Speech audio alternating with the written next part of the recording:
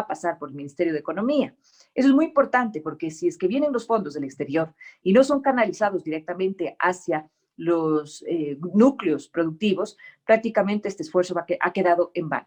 Eso lo hemos visto, por ejemplo, con el proyecto Reactívate Ecuador, que fue canalizado por el Banco del Pacífico y que no cumplió el objetivo de inyectar capital a la pequeña y la mediana empresa. Entonces, esto tiene que cambiar y nosotros tenemos una política, obviamente, de concertación y de diálogo, pero sobre todo también de una ayuda que estamos buscando y estamos trabajando bilateral con países que están interesados en los productos ecuatorianos. Te hablo de la Comunidad Europea, te hablo de los Estados Unidos y de Canadá, porque ellos están precisamente fomentando líneas de crédito, créditos no reembolsables, realmente muy importantes, cifras muy importantes para los proyectos de industrialización, sobre todo en el tema de la agricultura. Y ahí es donde va el tema. Nosotros somos un país agrícola que necesitamos hacer un salto cualitativo de la agricultura básica que tenemos en la actualidad a la agroindustria. Entonces, para eso necesitamos tecnología, necesitamos capacitación, necesitamos dinero y necesitamos también, sobre todo, que haya un compromiso por parte del empresario para trabajar seriamente en el desarrollo del país. En ese sentido, vamos a fortalecer las empresas, entonces las pequeñas empresas van a pasar a ser medianas empresas, las medianas empresas van a pasar a ser grandes empresas y así vamos a tener un efecto multiplicador que va a generar empleo. Nosotros en este sentido no estamos de acuerdo con el tema de las dádivas y con el tema de los bonos y con el tema de regalar el dinero y no crear un sistema estructural de desarrollo. Entonces, nosotros creo que podemos trabajar en ese sentido. Otro aspecto importante es el de la educación. Es importante también regresar al bachillerato técnico unificado para que precisamente con esta demanda de gente experta en los temas de la agroindustria se pueda generar esta capacitación en los jóvenes y que los jóvenes puedan también tener la posibilidad de trabajar rápidamente una vez que logren salir con conocimientos técnicos en el área de producción, en el área agrícola, en el área de servicios, en el área de la construcción, en el área de la carpintería. Son temas que son importantes destacar porque si no tenemos una educación básica, una educación coherente con nuestra necesidad y sobre todo con las necesidades de cada una de las ciudades, nosotros no podemos avanzar tampoco. Eso va también de la mano con el tema de salud. Nuestra propuesta de salud va encaminada a una salud preventiva, a una salud que tenga los lineamientos necesarios para que las madres de familia, por ejemplo, en el Ecuador, sepan cómo deben alimentar a sus hijos, en de todo nivel. De todo nivel, estrato socioeconómico, es importante que se puedan conocer cuáles son los alimentos que se deben dar a los niños según su edad cronológica y de esta manera nosotros vamos a trabajar el asunto de la desnutrición, porque a la vez que estamos fomentando el desarrollo del sector agroindustrial para un consumo interno en el país y también para una venta al exterior a los países que están interesados en nuestros productos, nosotros vamos a manejar campañas de educación muy importantes para que la ciudadanía sepa estos temas.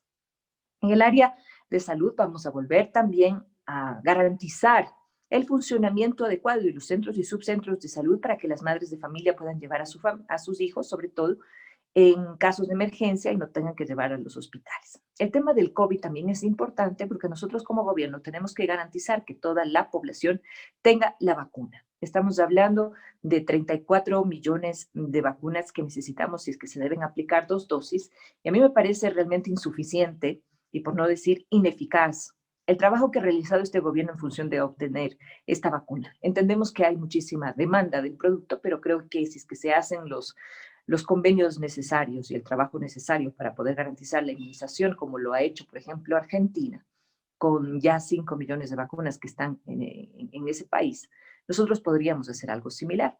En ese sentido, es importante que nosotros podamos garantizar la gratuidad y la vacunación a toda la población ecuatoriana. Otro de los temas importantes también es el asunto de la fiscalización. Como asambleísta no solamente tienes el deber de legislar, sino también de fiscalizar. Y fiscalizar los actos de corrupción dentro de la misma asamblea.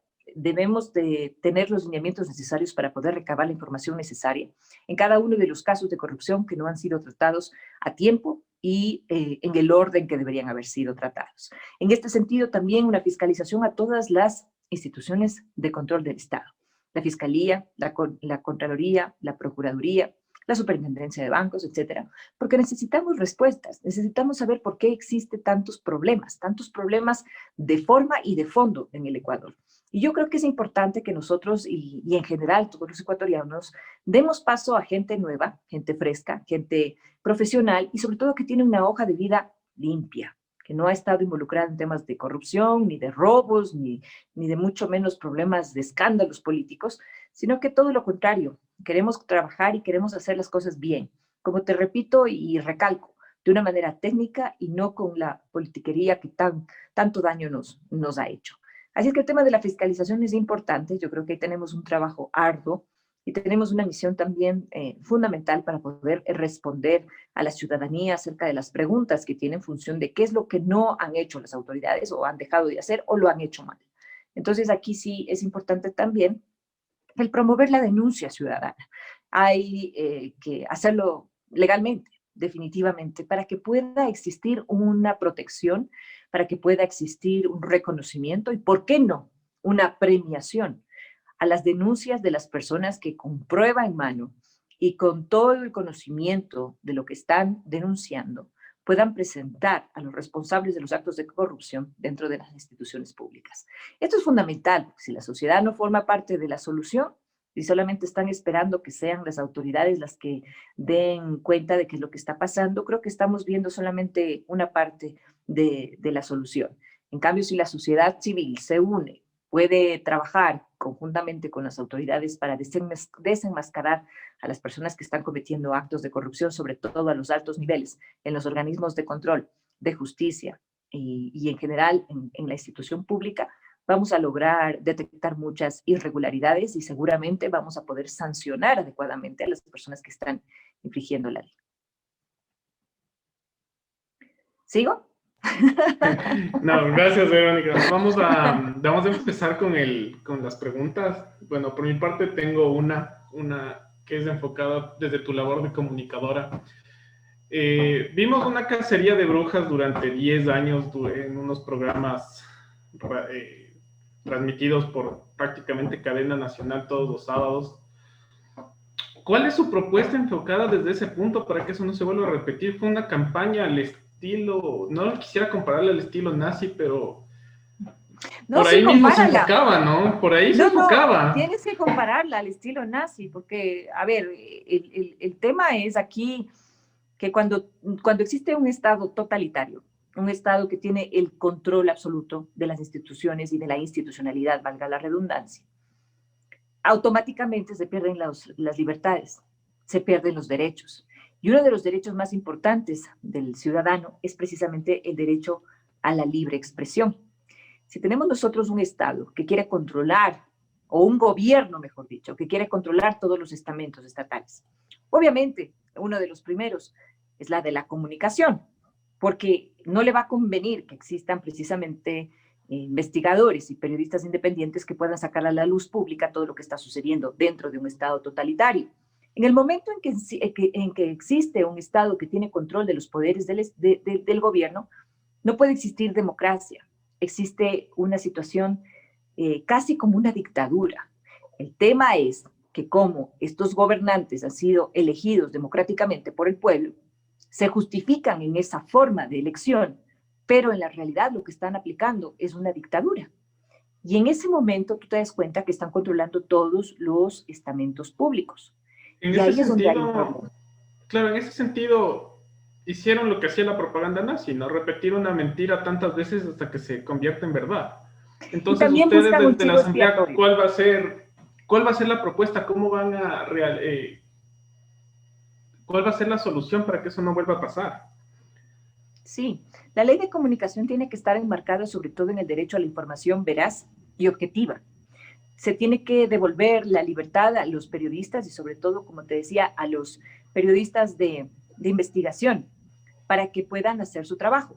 Y en el momento en que existe una denuncia y en que existe una investigación completa acerca de un acto, sobre todo que vaya en detrimento o dañando al gobierno en general o a las instituciones o a alguna persona, denunciarlo y tener el apoyo del medio de comunicación. El problema es también que los medios de comunicación normalmente están trabajando precisamente con estas personas corruptas. Entonces, tú te das cuenta que existe ahí una argolla que es muy difícil de quitar. Y no necesariamente con gente corrupta, sino con gente que tiene intereses económicos, ¿no? Recordemos que los medios de comunicación tradicional dependen de la publicidad. Entonces, hay empresarios que simplemente por pagar millones de dólares en publicidad están de alguna manera comprando la información que pueda ser usada en contra de los mismos, ¿no? Te hablo de manera general. Obviamente, para poder profundizar en este tema habría que hacer precisamente una investigación periodística y saber más o menos cuáles han sido los empresarios que han pautado en los medios tradicionales, qué tipo de publicidad han pautado y cuántos millones de dólares han gastado. Y un poco también ver la réplica por parte de los periodistas en el sentido de comprobar ciertas irregularidades y ciertos actos que son bastante desleales y bastante deshonestos por parte de estos grupos. Entonces, ahí tienes un conflicto de intereses sumamente grande. Y esto no solamente es un problema del Ecuador, es un problema mundial. Sin embargo, a través de la ley sí se podría manejar esto en función de que los periodistas puedan tener una visión mucho más libre e independiente acerca de lo que debe ser la comunicación. La comunicación social y el periodismo es una profesión que tiene que ir en función de un beneficio público, al igual que la política. Lamentablemente en nuestros países esto no se cumple porque los gobiernos no hacen las cosas adecuadamente. Sí, muchas gracias, Verónica. También ¿cuál es tu postura respecto al tema de los medios públicos? ¿Tú crees que el Estado debería seguir manejando medios públicos o deberíamos ya separarlo por completo? Totalmente. El gobierno no puede manejar un medio público. Un medio público tiene que ser independiente porque en el momento en que está sujeto al gobierno, obviamente va a tener una parcialidad de la información. En este caso, lo que nosotros tenemos que entender es a que los periodistas tengan la libertad para poder expresarse y para poder denunciar cualquier acto de corrupción. En el caso de un medio público o de varios medios públicos, estamos viendo precisamente el control del Estado, el control del gobierno frente a un derecho constitucional. Y eso es totalmente inaceptable. Muchas gracias, Vero. Yo igual tengo una preguntita. Claro, Martín, sigue. En tema de salud, ¿mediante qué sistema se va a realizar lo que es la buena nutrición, la alimentación de los niños? ¿Mediante campañas en cada centro de salud? ¿Cómo se va a manejar esto? Sí, primero hay que fortalecer la agroindustria, nuevamente, ese es un tema de base, porque si no tenemos los alimentos adecuados, lamentablemente no vamos a poder tener acceso a los mismos. Entonces necesitamos fortalecer a la agroindustria. Por otro lado, garantizar los mercados internos para que los agricultores puedan vender directamente, porque si se ponen a pensar, el tema aquí, el problema es mucho el asunto de los intermediarios. Entonces hay que establecer canales directos entre los agricultores y la gente, sobre todo la gente de escasos recursos económicos, que necesita una orientación un poco más de conciencia, ¿no? Y otro tema también es que debemos trabajar con los medios de comunicación directamente para que existan campañas grandes, masivas, sobre todo de educación y nutrición y del acceso de las familias a estos productos. Entonces es un trabajo conjunto.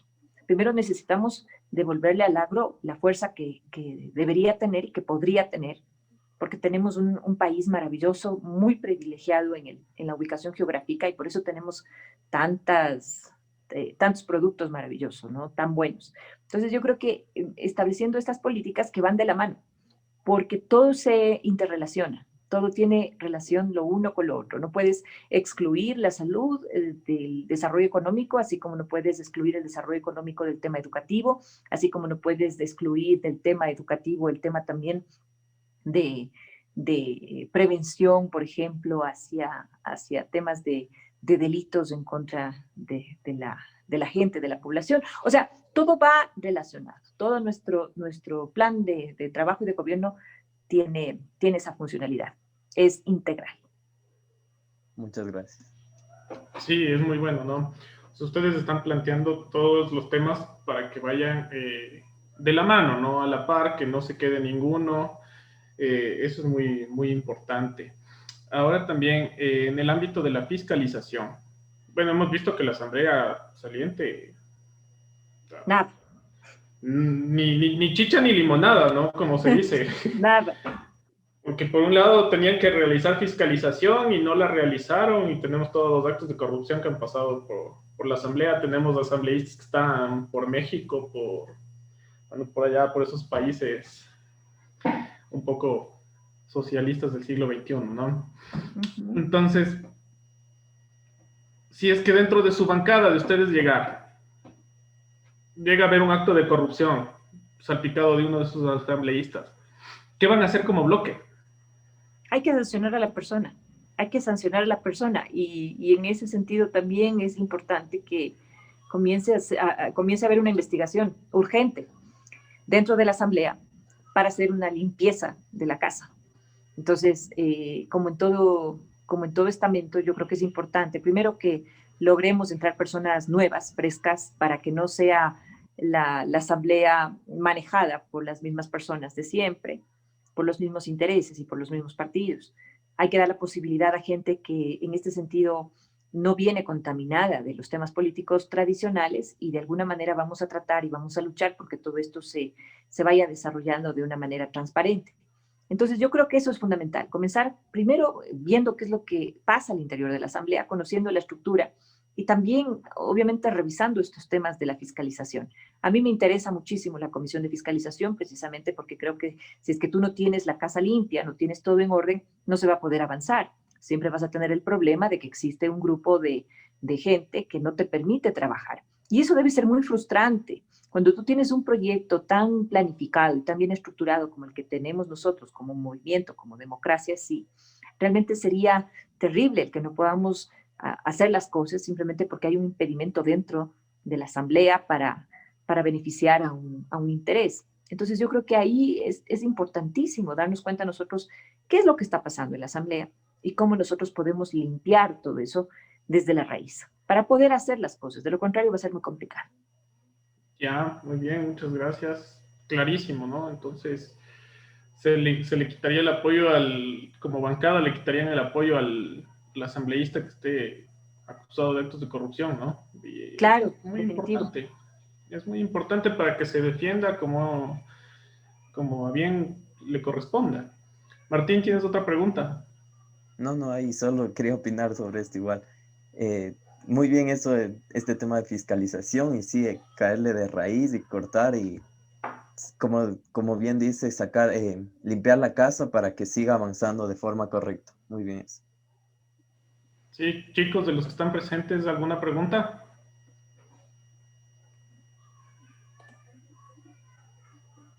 A través del chat tenemos acá en Facebook.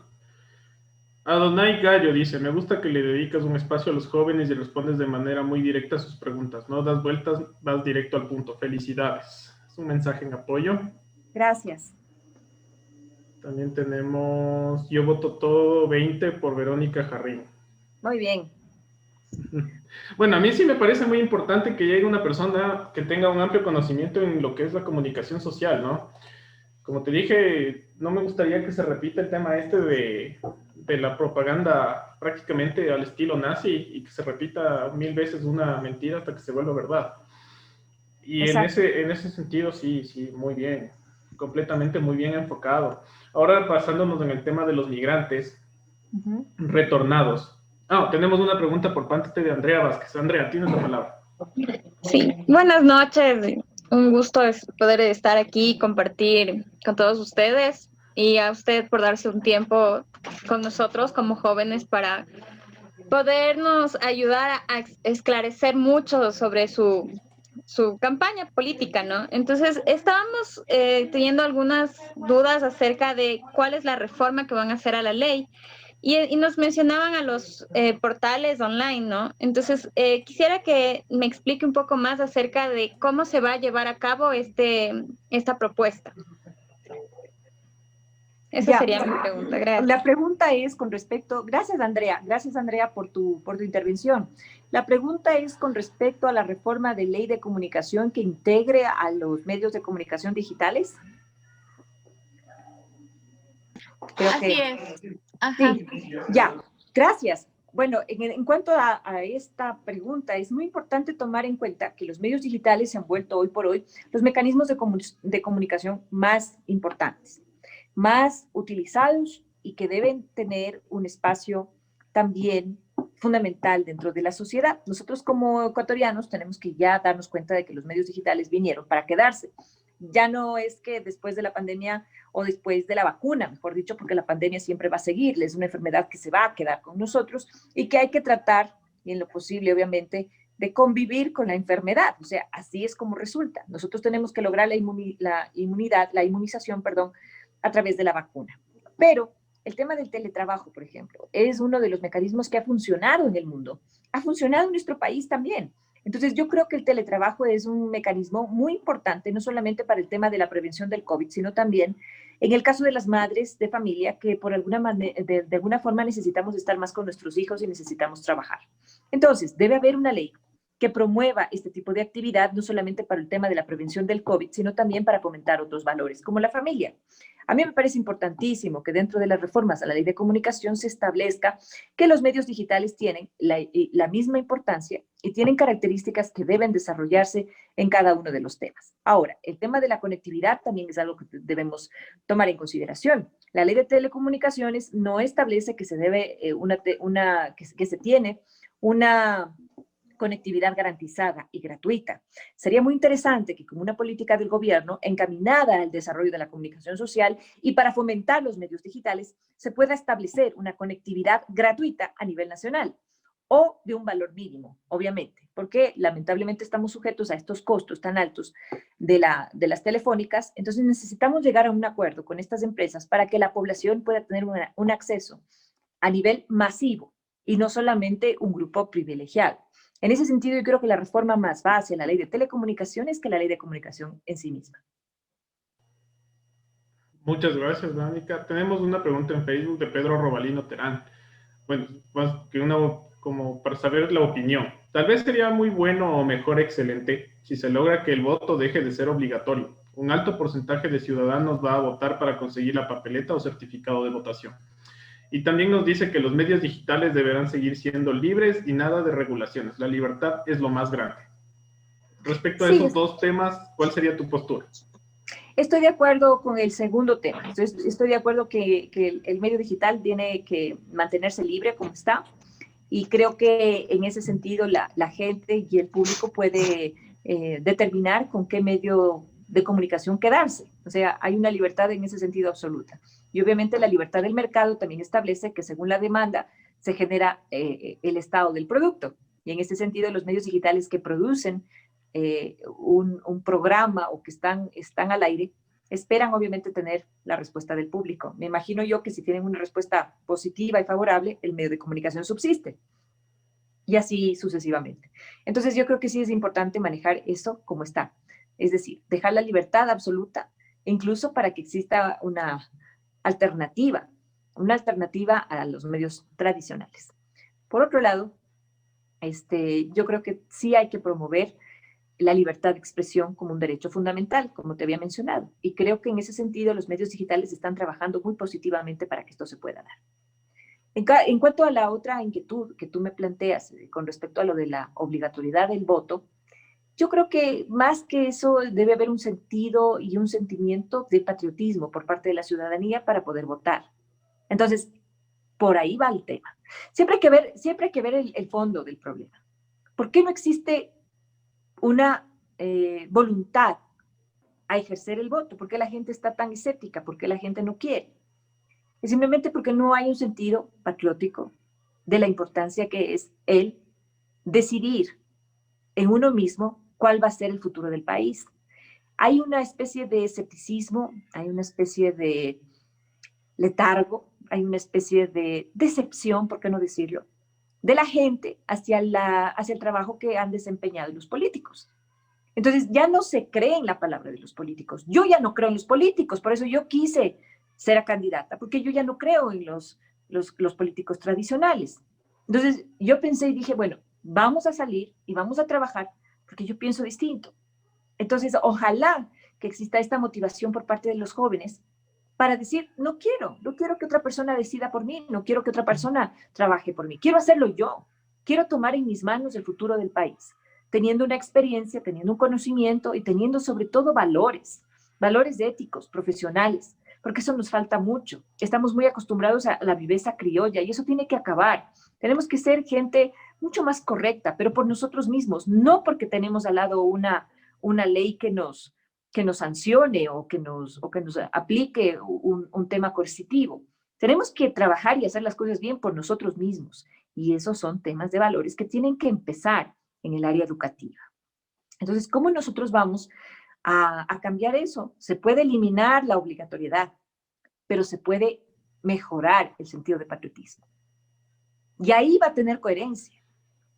Bueno, nosotros somos patriotas solo cuando juega la selección nacional, ¿no? Solo ahí nos sale el sentido patriota. Lamentablemente, somos patriotas solo cuando juega la selección y nacionalistas casi nunca, ¿no? Tal vez cuando se habla de las Galápagos, decimos, claro, las Galápagos son ecuatorianas, tal vez en ese sentido, pero necesitamos comenzar a proteger nuestra industria, necesitamos comenzar a consumir nuestros productos, necesitamos comenzar a tener un poco más de autoestima como ecuatorianos, pero como gentilicio, como sociedad. Y ese es un trabajo que tiene que ser constante y tiene que comenzar desde las aulas educativas, desde los primeros años de escolaridad. Antes teníamos cívica, antes teníamos ética, antes teníamos valores, ¿no? Ahora ya no, ahora simplemente es cada uno. No te estoy hablando de temas religiosos, yo respeto muchísimo las creencias religiosas y respeto muchísimo cuál es la tendencia filosófica, teológica de cada persona. Por ahí no es. Es un tema de querer al país, de identificarse, de ser contentos con lo que somos. Y es por eso que nuestro programa se llama Desde Nuestras Raíces. Queremos ser fuertes, porque queremos ser valiosos y queremos saber que somos valiosos por simplemente ser ecuatorianos. Y ser ecuatorianos estamos hablando del mestizo, estamos hablando del cholo, estamos hablando del indígena, estamos hablando de todo el mundo, ¿no? Del afrodescendiente. Entonces estamos hablando del chagra, estamos hablando de toda esta diversidad étnica que tenemos y sobre todo un respeto a la pluralidad y a la diversidad. Tenemos grupos de LGBTI, tenemos mujeres, tenemos sobre todo mujeres indígenas que han tenido tantos problemas porque no son aceptadas en la sociedad ecuatoriana. Hasta ahora, estamos en el 2021 y todavía tenemos prejuicios sobre la identidad sexual de una persona. O sea, estamos tan atrasados, estamos tan retrógradas frente al desarrollo de otros países que yo creo que tenemos que aprender muchísimo. Y ojalá que no nos cueste una guerra o una situación tan terrible que realmente toquemos fondo. Así que tenemos que reflexionar como sociedad y sobre todo el tema básico es la educación. Bueno, ya que topamos lo que es los derechos sexuales y todo, ¿cuál va a ser su postura como Democracia Sí o como Verónica Jarrín respecto del tema del aborto?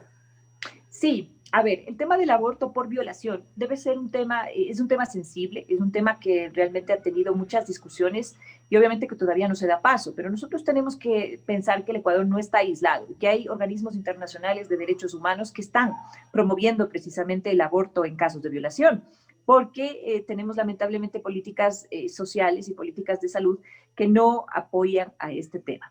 Por mi lado, personalmente, creo que es importante que primero se garantice el derecho de la propiedad privada. ¿Y cuál es la primera propiedad privada que tenemos todos los seres humanos? Nuestro cuerpo. En este sentido, nosotros somos dueños de nuestro cuerpo y de las decisiones que tomamos frente al mismo. Ahora, si tú eres una adolescente, eres una niña y sufres una violación y te quedas embarazada, no es que vas a madurar inmediatamente para ser buena madre, ojo. No es que las condiciones van a permitir que sea una buena madre. Esto va a acarrear un problema muy grave. En ese sentido, el Estado debería garantizar que los abortos en caso de violación sean seguros y despenalizados y gratuitos. Y no solamente en el momento del aborto per se, sino después hay que hacer un tratamiento psicológico y psiquiátrico a veces a la víctima de la violación que ha quedado embarazada. Porque es una situación tan dura, tan... ¿cómo te puedo explicar? Tan agresiva, tan violenta, ¿sí? Que eso no se va así nomás. Se necesita crear una política de ayuda. Entonces, yo creo que simplemente verlo así como que es un aborto y etcétera, es muy superficial. Tenemos que ver más profundamente cuál es el problema aquí y debe ser un problema de salud. Debe ser un problema de salud porque los índices de las cifras nos denotan que no existe una política de apoyo a las niñas y adolescentes que han sido víctimas de violación, ¿sí? Y que muchas de ellas inclusive han muerto por esta situación. Entonces yo creo que es importante este tema. Claro, o sea, básicamente lo que van a hacer es apoyar el aborto, pero en caso de violación. Más no que Exclusivamente. sea libre y gratuito como lo vienen No, exigiendo varios colectivos. no, no, no, no, no, no, Y no. En después, ese caso, no, no, no. El aborto abierto y libre para todo el mundo, no. Nosotros y tenemos que después de eso respetar darle ciertos un, temas. y después de Estamos eso darle hablando, un tratamiento psicológico. estamos hablando exclusivamente en temas de violación. En ese caso, y exclusivamente en ese caso, se podría aplicar una despenalización del aborto. Ya. Sí, sí, no, correcto. Sí, sí, completamente correcto, ¿no? Lo que se debería enfocar desde mi punto de vista es en mejorar la educación sexual desde los Sí, colegios y desde las escuelas, ¿no? sí, sí.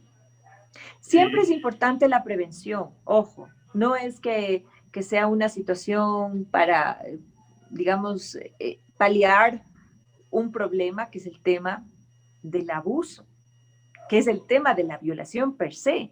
Ese es el problema más grave. El problema más grave es la causa.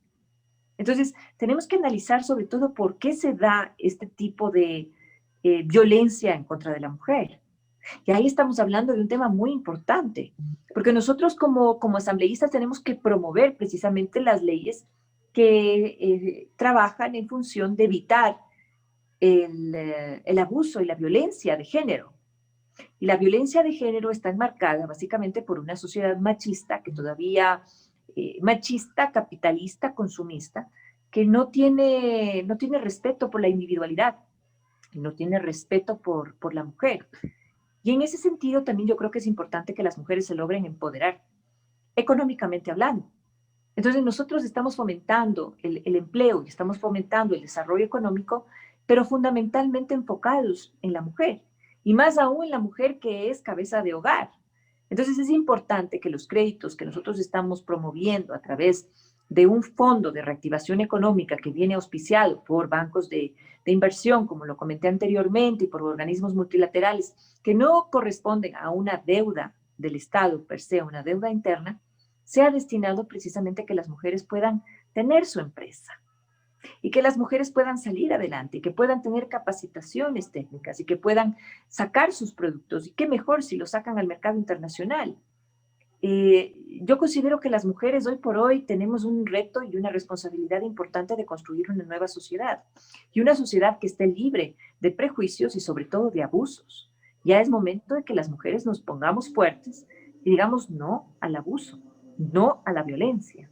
Y en el momento que exista ya un concepto de respeto mucho mayor a la mujer, automáticamente van a bajar los casos de violación y van a bajar, por supuesto, estos temas tan complicados que responden al aborto o a situaciones más difíciles, inclusive en los que la vida de la mujer misma está en peligro. el tema de los créditos, o sea, principalmente va a ir enfocado a lo que son las mujeres y específicamente si es que son cabeza de hogar tendrían como una especie de privilegio del resto de mujeres. No, necesariamente los créditos están enfocados en un desarrollo productivo, es decir, esto está abierto a la población en general.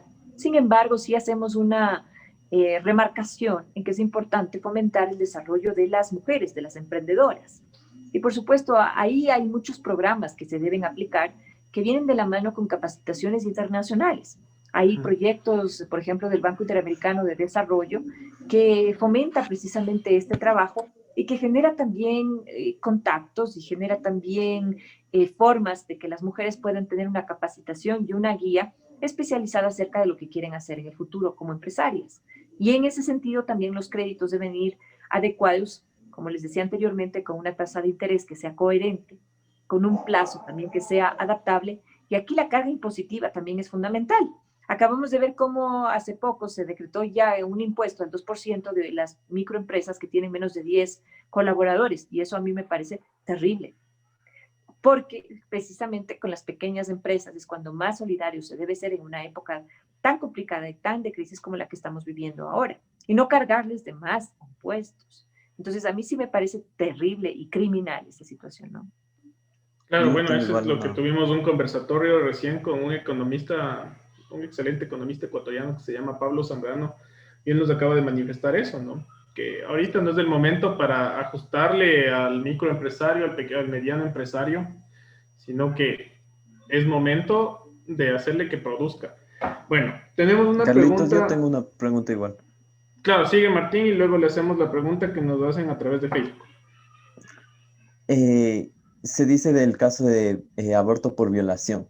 ¿Qué se hará con el violador? Se escucha temas que van a la fiscalía, no tienen las suficientes pruebas y se le dejan en libertad. ¿Qué hará en esos casos?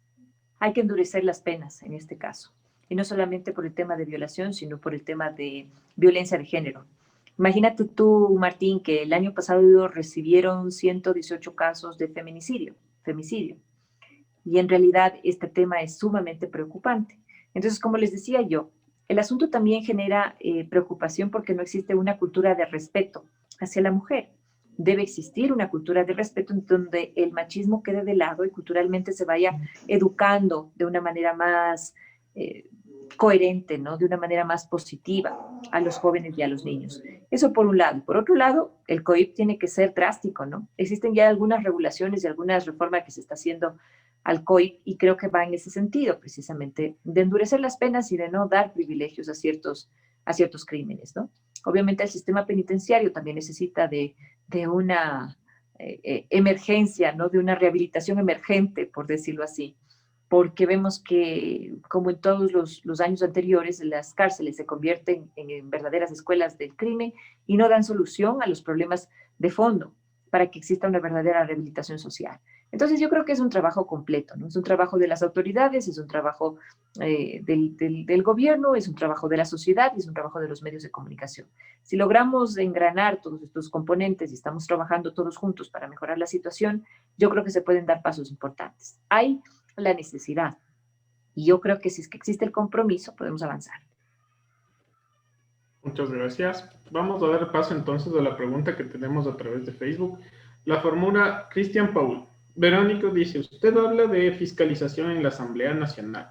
¿Cómo lo va a hacer? Un saludo desde Cotocollao y aprovecho para decirle que admiro su fortaleza en seguir luchando por la gente dentro del ejercicio de su profesión y ahora en su carrera política.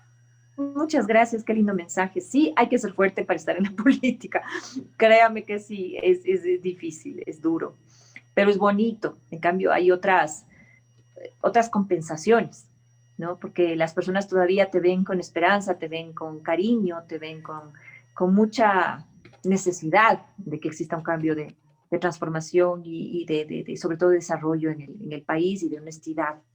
Se ha perdido mucho la credibilidad de los políticos. Entonces, esto como comentario. Yo creo que la fiscalización tiene que basarse sobre todo en recabar, en recopilar toda la información necesaria para poder investigar acerca de los actos de corrupción y también para presionar a las autoridades que están en las cabezas de las organizaciones de control del Estado. Nuevamente, hay que comenzar con la Asamblea Nacional para conocer qué es lo que está pasando, ir inmediatamente a la Fiscalía Nacional del Estado para ejercer una presión directamente a la fiscal para que pueda acelerar los procesos de los casos de corrupción que están entrampados. Esta es una tarea también complicada, pero yo creo que si es que existe esa necesidad y esa urgencia por parte de la población y esa demanda de que las cosas se hagan, yo creo que podemos hacerlo. Tenemos que hacerlo.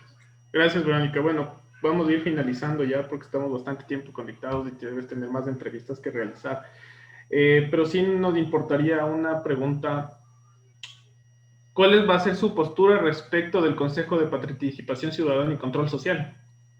Yo creo que el Consejo de Participación Ciudadana y Control Social no ha servido para nada. Es un organismo del Estado que debe desaparecer. Es un organismo que realmente ha sido creado con una utopía, con una filosofía bastante romántica acerca de cómo se debe hacer política y que básicamente ha estado a merced de los intereses del gobierno.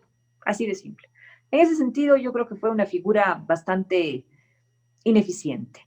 Yo creo que la Asamblea Nacional como órgano principal en el legislativo, sobre todo, y en el escoger ciertas autoridades, debería fortalecerse. Y recalco, la única forma de que la Asamblea se fortalezca y de que pueda ganar y recobrar su institucionalidad seriamente, como en alguna época fue, es que los ecuatorianos voten por gente capaz, por gente nueva y por gente que tiene un plan de trabajo que se puede realizar y que no está hablando de cosas demagógicas o promesas que son realmente falacias, ¿no? Gracias. Tenemos una pregunta que me acaba de llegar por interno del chat de Zoom. Dice, ¿considera que la violencia debería ser prioridad combatirla en toda su expresión y no segmentada por clases, como es la violencia de género, animal, entre menores, etcétera? Esta pregunta nos la formula José Benítez.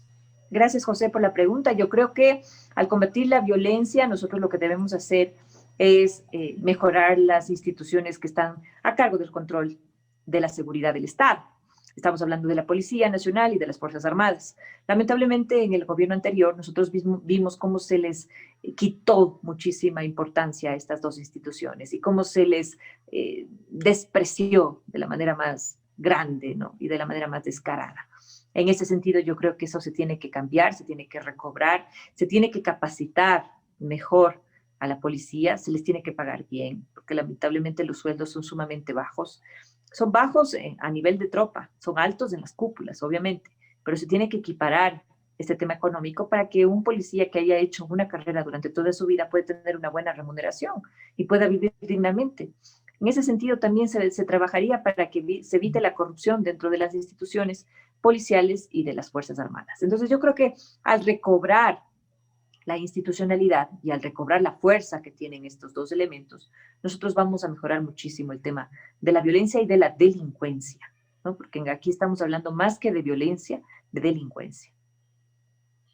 Sí, ¿no? Realmente la delincuencia es un punto que van a tener que combatir duro desde la Asamblea, básicamente con lo de las leyes, ¿no? Ahora, bueno, para finalizar, Verónica, quiero que cierres este conversatorio con algo que te caracterice a ti, algo por lo cual debamos votar nosotros en las próximas elecciones y que vas a ser uno de nuestros asambleístas.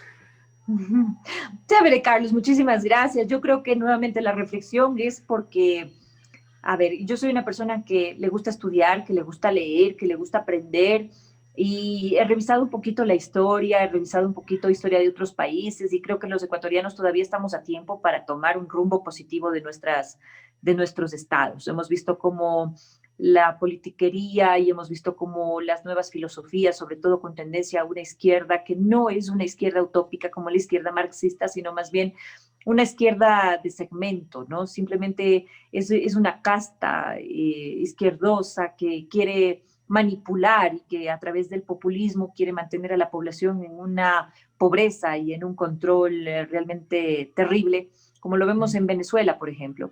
Es lo que lamentablemente se proponen algunos partidos políticos y algunos candidatos. Hay que tener muchísimo en cuenta este tema. Hay que también tener mucho cuidado con la derecha extrema, porque la derecha extrema siempre ha manejado los intereses de las grandes corporaciones, ¿no? De los grandes capitales. Es obviamente lo opuesto. Y vean de la mano también con la religión. Nosotros tenemos que pensar que nuestro país es un país por constitución libre y laico. Y en ese sentido, cuando hablamos de libertad, tenemos que garantizar sobre todo los derechos humanos. Tenemos que garantizar el derecho humano hacia la diversidad, hacia la pluralidad. Y también tenemos que garantizar una socialdemocracia, es decir, que se pueda respetar la propiedad privada, pero también que el Estado pueda ser parte inherente de la administración de las instituciones públicas. Pero un desarrollo económico tiene que ir de la mano también con la justicia social y con la redistribución adecuada de la riqueza. Entonces, en la medida en que nosotros podamos identificar qué persona, qué partido político, qué grupo de personas nos ofrecen esta tendencia, nos ofrecen esta posibilidad de trabajar, nos ofrecen esta posibilidad de un futuro que va en relación a lo que nosotros somos, como ecuatorianos, como sudamericanos, como latinoamericanos, y que no nos crean falsas expectativas. En ese sentido, nosotros podemos madurar políticamente y podemos tomar una decisión acertada. Aprendamos de nuestros errores del pasado. No demos paso a los mismos políticos, no demos paso a las mismas ideas, no demos paso a las mismas filosofías utópicas que no nos llevan a una realidad. Yo creo que en este momento nosotros tenemos una gran responsabilidad y es mi compromiso como Verónica Jarrín, en el momento de llegar a la asamblea, hacer las cosas de una manera técnica, rodearme de un equipo de trabajo que sea el adecuado, que sea probo, que sean profesionales, que sepan lo que estén haciendo y que en ese sentido todos los proyectos de ley sean encaminados al beneficio de todos los ecuatorianos, no solamente de un sector, sea político o sea económico. Y decirles a todos los ecuatorianos que nos den la posibilidad de trabajar, nos den su voto de confianza para hacer algo diferente en nuestro país con el compromiso y sobre todo con la honradez que nos han caracterizado.